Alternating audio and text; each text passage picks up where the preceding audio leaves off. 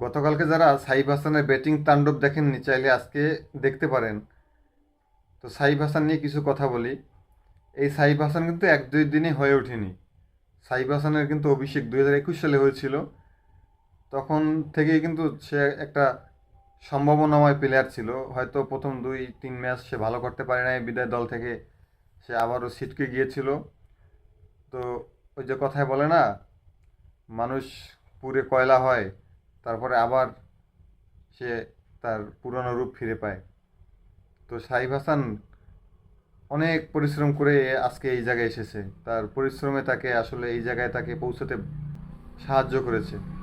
তো আগামীতে মনে হয় বাংলাদেশের একমাত্র সুপারস্টার ব্যাটিং সাইফ হাসান হবে। তার খেলার যে সুন্দর ধরন এবং তার যে মাইরিস, যে সৌন্দর্য, এগুলো আমাদেরকে আসলে মুগ্ধ করে দিয়েছে। তো সাইফ হাসান ভবিষ্যতে আরও ভালো কিছু করুক, এই দোয়াই করি।